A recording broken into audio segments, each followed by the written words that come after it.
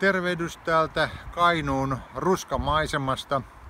Olemme olleet täällä GNN Finland ry, eli Good News Networking, hyvän uutisten verkoston kanssa kertomassa saavuttamattomista kansoista.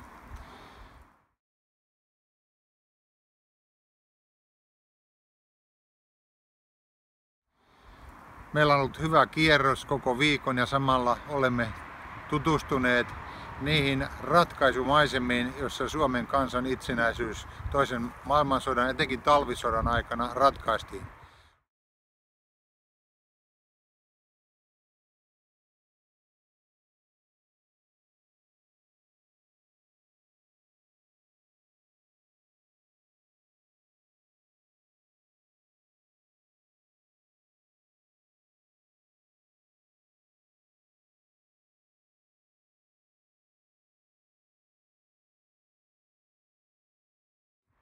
Kansa täällä ymmärtää ihan eri tavalla rukouksen arvon ja meillä on ollut hyvä vastaanottavallinen kuulijakunta.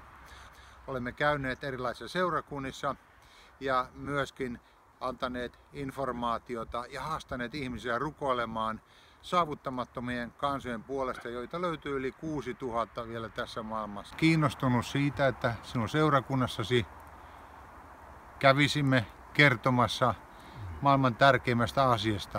Ota yhteyttä.